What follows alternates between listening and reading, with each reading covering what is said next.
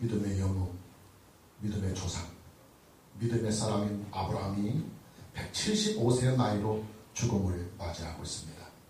하나님의 부르심을 따라서 가나안 땅으로 이주한 아브라함은 100년이라고 하는 아주 긴 세월을 가나안 땅에 살면서 오직 하나님의 약속 그리고 오직 믿음으로 나그네의 인생을 살아왔습니다.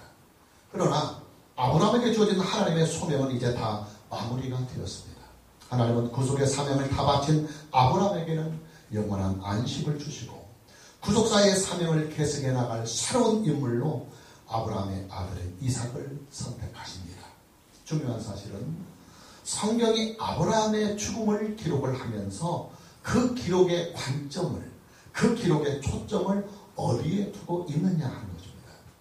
하나님의 약속의 성취. 하나님께서 아브라함에게 주신 그 약속이 아브라함이 죽을 무렵에 100년 동안 어떻게 이루어지고 어떻게 성취되었는지를 기록하는데 그 초점을 맞추고 있습니다. 하나님은 아브라함에게 언약을 주셨습니다. 그 언약들은 궁극적으로는 예수 그리스도 안에서 성취되는 하나님의 구속사이지만 그러나 현실 속에서도 능히 이루어지는 현실적인 약속이기도 하였습니다. 오늘의 본문 말씀은 하나님께서 아브라함에게 주신 언약들이 하나님의 언약을 믿고 100년을 살아온 아브라함에게 어떻게 그리고 구체적으로 그의 현실 속에서 이루어졌는지를 소개하고 있습니다. 첫째로 하나님은 아브라함의 생전에 그의 죽음에 대하여 약속을 미리 해주셨습니다. 창세기 15장 15절 말씀을 보면 너는 장수하다가 평안히 조상에게로 돌아가 장사될 것이요. 하나님은 아브라함에게 너는 장수하다가 평안히 조상에게로 돌아가 장사될 것이라고 하는 축복된 죽음의 약속을 주셨습니다. 아브라함의 죽음은 질병이나 사고사가 아니라 충분히 그의 인생을 장수하며 살다가 기력이 쇠진하여 뇌세하여 죽을 것이며 그의 죽음은 평안한 죽음이 될 것이라고 하는 죽음에 대한 축복의 약속입니다. 물론 이 약속 안에는 천국에 대한 소망도 묵시적으로 담겨 있습니다. 하나님의 부르심을 따라 오직 하나님의 약속과 오직 하나님께 대한 신앙으로 인생을 살아온 아브라함에게 그의 인생의 마지막 마무리를 가장 아름답고 가장 축복되게 마무리를 해 주시겠다고 하는 하나님의 약속이었던 것입니다. 여러분, 모든 인간은 다 죽습니다. 그런데 모든 인간의 죽음이 다 아름답고 축복된 죽음은 아닙니다.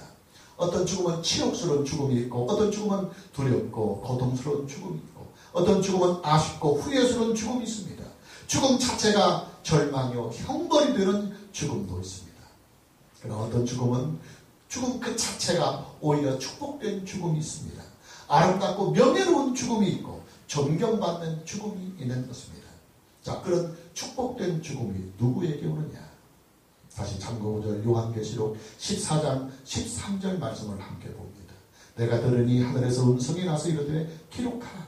지금 이후로 주 안에서 죽는 자들은 복이 있도다. 할렐루야. 예, 주 안에서 죽는 자들은 축복된 죽음이 옵니다. 우리 주 예수 그리스도의 구속의 은혜 안에서 살다가 그 은혜 안에서 인생을 마치는 죽음이 가장 아름답고 가장 축복된 죽음인 것입니다. 우리 주 예수 그리스도의 구속의 은혜 안에서 죽는다는 죽음이 영원한 안식의 시작이 됩니다. 우리 주 예수 그리스도의 구속의 그 은혜 안에서 죽는 자들은 죽음이 영생의 부활을 위한 첫걸음이 됩니다. 우리 주 예수 그리스도의 구속의 은혜 안에서 죽는 사람은 그 죽음이 천국으로 향하는 영원한 복락의 출발점이 되는 것입니다. 우리 주 예수 그리스도의 그 구속의 은혜 안에서 죽는 자는 죽음이 하나님 아버지께로 다시 돌아가는 귀함이 되는 것입니다. 하나님은 아브라함에게 이런 축복된 죽음을 미리 약속해 주셨습니다. 너는 장수하다가 평안히 조상에게로 돌아가 장사될 것이라고 말입니다. 그리고 오늘 본문에 나타나고 있는 아브라함의 죽음을 우리가 함께 봅니다. 본문 7절과 8절을 보면 아브라함이 향년이 175세라 그의 나이가 높고 늙어서 기운이 다하여 죽어 자기 열조에게로 돌아갔다고 성경은 기록하고 있습니다. 아브라함이 175세를 살다가 죽었습니다. 자, 그 당시에 평균 수명이 대략 얼마나 될까요? 오늘 보면 17절 말씀을 보면 이스마엘은 향년이 137세에 기운이 다하여 죽어 자기 백성에게로 돌아가고 그랬습니다. 아브라함과 하갈 사이에 태어난 이스마엘이 137세에 사망을 했습니다. 질병이나 사고사가 아닙니다. 성경은 이스마엘의 죽음을 기록할 때 기운이 다하여 죽었다고 기록하고 있습니다. 인생을 살 만큼 충분히 살다가 뇌세하여 죽었다는 말입니다. 그러니 아마도 이스마엘이 죽은 그 나이 약 137세 정도가 그 당시에 평균 수명이었을 거로 생각이 됩니다. 그런데 아브라함은 그 당시의 평균 수명보다도 무려 38년 정도를 더 살다가 죽었습니다. 성경은 아브라함의 죽음을 기록하면서 그의 나이가 높고 많다 그 말이요. 그리고 늙어서 기운이 다하여 죽었다고 기록하고 있습니다. 아브라함은 질병으로 죽거나 사고로 죽거나 갑자기 죽은 것이 아니라 인생을 살 만큼 넉넉히 충분히 살다가 너무 많이 살아서 이제 나이가 들어서 뇌세하여 죽은 것이다. 성경은 그렇게 기록하고 있습니다. 예, 아브라함의 죽음은 하나님께서 창세기 15장 15절에서 약속해 주신 대로 장수하다가 평안하게 죽은 것입니다. 아브라함의 죽음을 언약해 주신 하나님의 그 약속이 아브라함의 죽음을 통해서도 그대로 성취된 것입니다. 이뿐만이 아닙니다. 성경이 아브라함의 죽음을 기록하면서 자기 열조에게로 돌아갔다고 기록하고 있습니다. 다시 보면 7절과 8절을 다시 보면 아브라함의 향년이 175세라 그의 나이가 높고 늙어서 기운이 다하여 죽어 자기 열조에게로 돌아가네. 여기서 자기 열조에게로 돌아간다고 하는 것은 아브라함의 죽음은 믿음 안에서 이미 죽은 그의 선조들의 뒤를 따라갔다 그 말이에요. 이 말씀 안에는 구원의 약속과 영생의 약속과 천국의 약속이 그 죽음 속에 포함이 되어 있는 것입니다.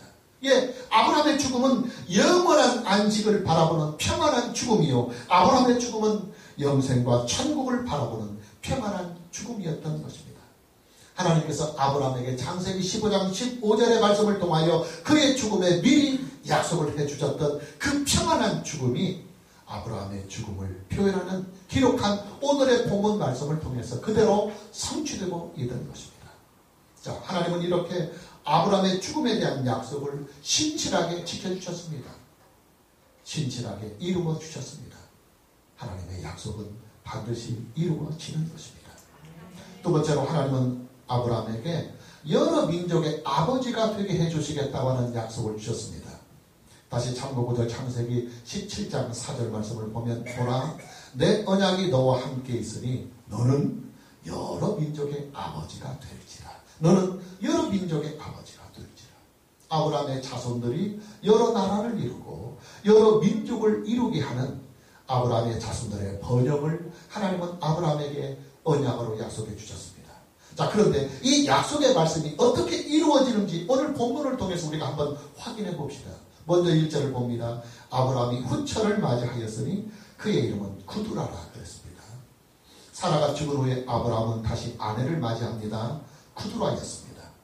물론 아브라함이 구두라를 아내로 맞이한 시점을 두고 성경학자들 간에는 다소 논란이 있습니다. 어떤 학자들은 사라가 죽기 전에 아브라함이 구두라를 후처로 맞이했다고 보기도 합니다.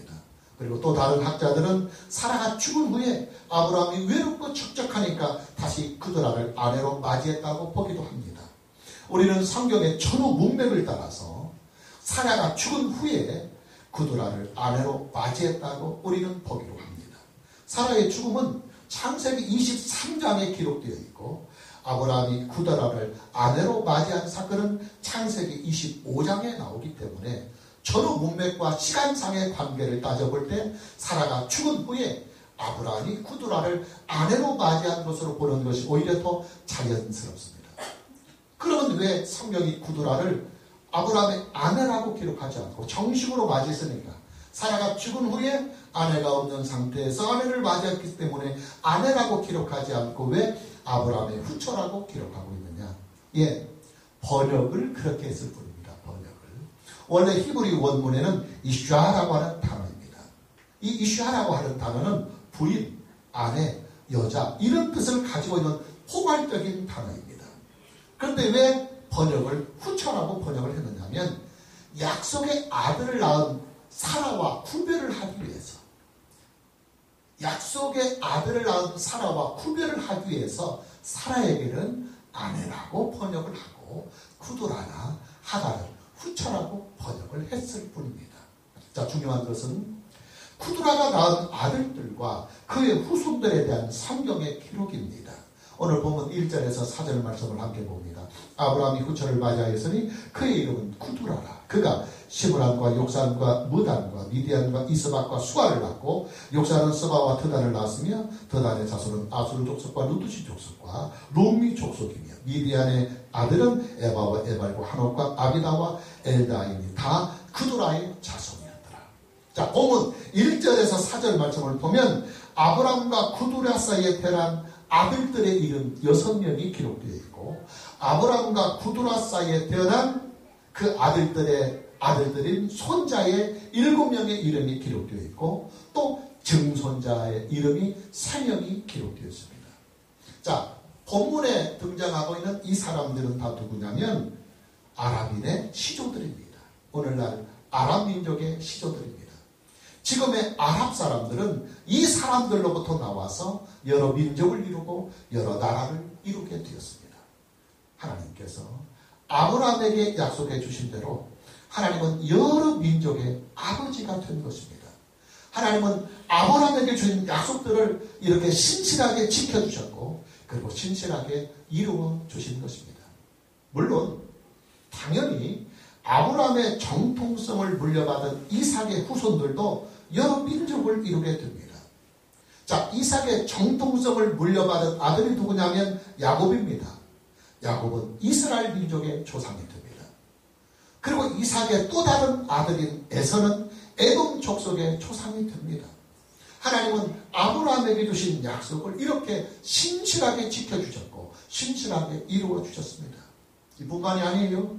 하나님은 아브라함과 하갈 사이에 낳은 이스마엘에 대한 약속도 성실하게 지켜주셨습니다.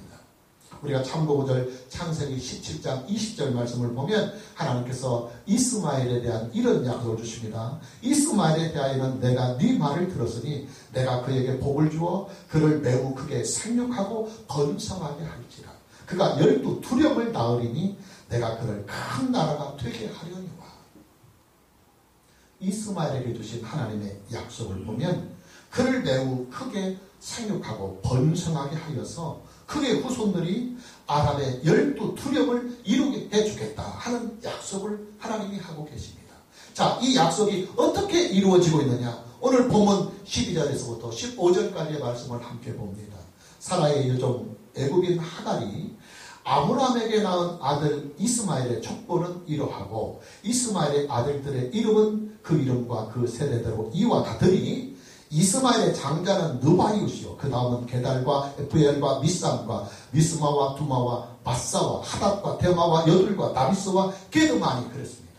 오늘 보면 12절 말씀부터 15절 말씀까지를 보면 이스라엘의 12아들들의 이스마엘의 12아들들의 이름들이 쭉 기록이 되어 있습니다. 하나님은 아브라함에게 약속해 주신 대로 이스마엘을 매우 크게 생육하고 번성하게 해주신 것입니다. 이스마엘이 12아들을 두었으니 그 아들들이 장차 얼마나 생육하고 번성을 했겠습니까? 이뿐만이 아니에요. 오늘 보면 16절 말씀을 보면 이들은 이스마엘의 아들들이요 그 촌과 부락대로 된 이름이며 그 족속대로는 12지도자였더라. 자, 이스마엘의 12아들들은 각각 촌과 부락을 이루면서 12민족의 지도자가 되었노라고 오늘 성경은 분명히 기록하고 있습니다. 예, 하나님께서 아브라함에게 약속해 주신 그대로 이스마엘의 아들들이 12두령이 되고 큰 나라를 이루게 해주신 것입니다. 하나님은 아브라함에게 주신 약속을 이렇게 신실하게 지켜주셨고 또 신실하게 이루어 주셨습니다. 그리고 여러분, 오늘의 본문 말씀이 가지고 있는 포커스는 바로 여기에 있습니다.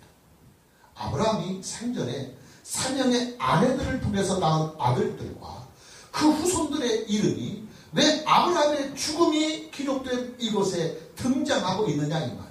예, 하나님께서 아브라함에게 주신 약속들이 그 100년 동안 아브라함이 총 175년을 살았지만 소명을 받고 가나안 땅에서 하나님의 약속 안에서 살아왔던 그 100년 동안의 그 삶 속에서 하나님이 그 100년 동안 그에게 약속해 주신 것들이 얼마나 구체적이며 얼마나 정확하게 그리고 얼마나 확실하게 이루어졌는지를 역사적인 근거와 사실을 통하여 성경은 기록하고 있는 거예요. 할렐루야.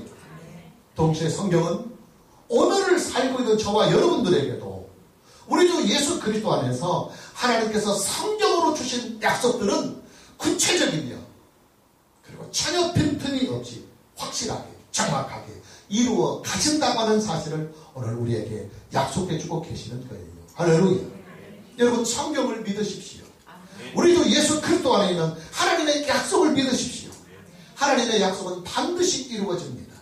하나님의 약속은 하나님의 그 진실하신 진실성과 하나님의 완전하신 능력으로 다 이루어지고 다 성취가 되고 다 지켜지는 것입니다. 오늘 저와 여러분 모두에게 우리 주 예수 그리스도 안에서 하나님께서 저와 여러분에게 성경을 통하여 주신 약속을 믿고 소망하는 은혜가 있기를 주님의 이름으로 축복합니다. 아멘. 자, 오늘 본문 말씀의 두 번째 포커스는 언약의 씨만이, 약속의 씨만이 구속의 은혜에 참여할 수 있다고 하는 사실에 포커스를 맞추고 있습니다. 본문 5절 말씀을 보면 아브라함이 이삭에게 자기의 모든 소유를 주었고 아브라함에게는 총 8명의 아들들이 있었습니다. 사라를 통하여 이삭을 낳았고 또 하갈을 통해서 이스마엘을 낳았고 그도라를 통해서 6명의 아들을 두었습니다.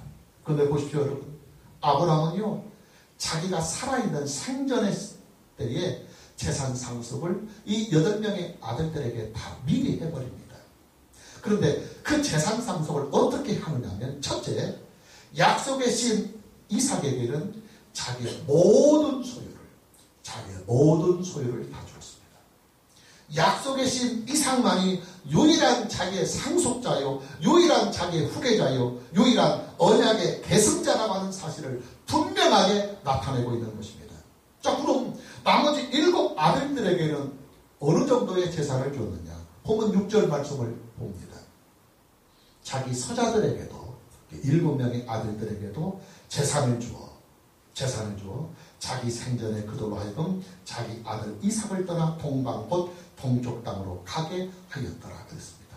예, 나머지 7 아들들에게는 독립해서 살 수 있을 만큼의 적당한 재산을 유산으로 주었습니다. 상속으로 주었습니다. 이뿐만이 아닙니다. 아브라함은요 이삭만을 가나안 땅에서 살 수 있도록 하고 나머지 7 아들들은 자기 생전에 전부 다 가나안 땅을 떠나서 아랍의 동쪽 지역에 가서 살도록 모든 조치를 다 해놔버렸습니다. 어떻게 보면 매몰차기조차도 보이는 이런 일이지만 그러나 형제들 간의 다툼을 미연에 예방을 하고 하나님의 약속을 성실하게 지켜가기 위해서는 이렇게 단호한 결정을 내려야만 했던 것입니다. 하나님은 이런 아브라함의 단호한 결정을 기쁨으로 받으시고 또 기쁨으로 축복해 주셨습니다. 본문 11절 말씀을 보면 아브라함이 죽은 후에 하나님이 그의 아들 이삭에게 복을 주셨고 이삭은 브엘라헤오로의 근처에 거주하였더라. 하나님이 그의 아들 이삭에게 복을 주셨고 하나님은 아브라함이 죽은 후에 아브라함의 아들 언약의 신 이삭에게 아브라함에게 주신 그 복을 계승해 주셨습니다. 물론 이 복은 현실적이며 물질적인 복을 말하기도 하지만 본질적으로는 하나님의 구속사에 참여하게는 영적인 복을 말합니다. 약속의 아들인 이삭을 하나님의 구속사의 약속에 끌어들이신 것입니다. 이제 또 이삭은 하나님께서 아브라함에게 주신 모든 구속의 언약을 계승해 나가는 언약의 상속자가 된 것입니다. 성경은 이삭이 브엘라헤로이 근처에 거주하였노라고 기록하고 있습니다. 이 가나안 땅입니다. 아브라함의 8명의 아들들 중에서 이삭만이 유일하게 약속의 땅인 가나안 땅에서 살게 되었다고 하는 말씀입니다. 자, 이런 말씀들이 구속사적으로 어떤 의미가 있느냐? 예, 오직 예수 그리스도이다 이 말이에요. 여러분, 아브라함에게는요 총 8명의 아들들이 있었지만 그 중에 약속의 아들은 오직 이삭 한 명뿐이었습니다. 나머지 7 아들들은 하나님의 약속이 없이 아브라함이 임의대로 자기 임의대로 낳은 아들이었습니다. 그러니 하나님은 약속의 아들인 이삭만을 아브라함의 상속자로 인정하시고 약속의 아들인 이삭만을 하나님의 언약에 참여하게 하시며 약속의 아들인 이삭에게만 약속의 땅인 가나안 땅에서 살게 하신 것입니다. 자, 여러분, 하나님의 언약의 아들이 누구입니까? 하나님의 약속의 씨의 아들이 누굽니까? 우리 주 예수 그리스도입니다. 할렐루야. 아멘. 창세기 3장 15절에서 약속해 주신 여자의 후손, 바로 그분이 언약의 씨인데 그게 바로 예수 그리스도입니다.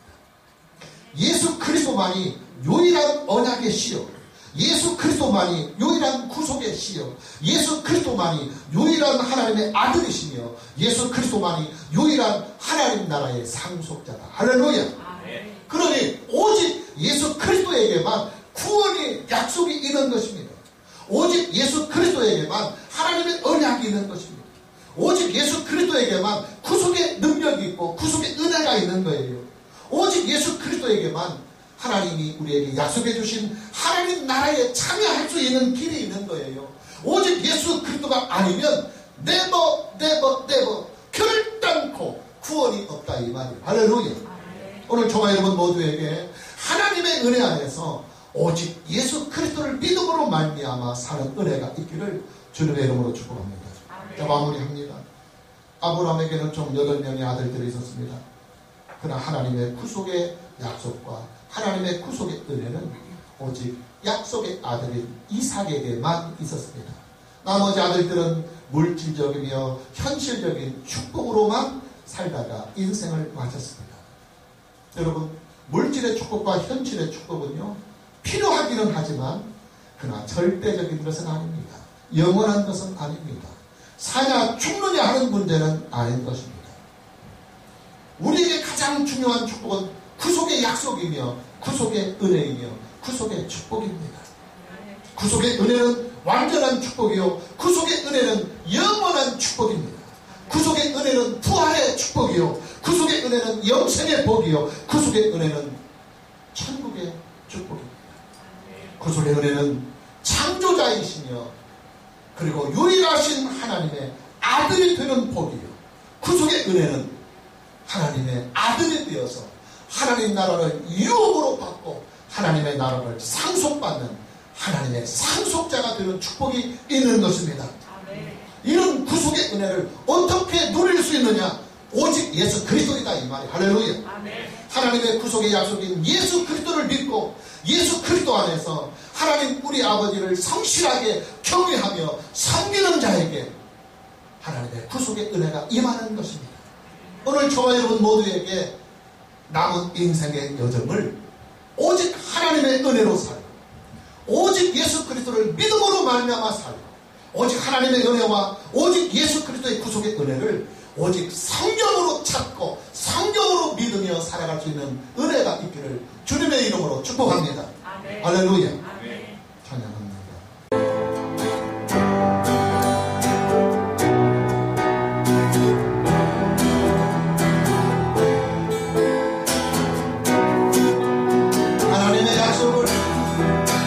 하나님의 약속을 믿는 자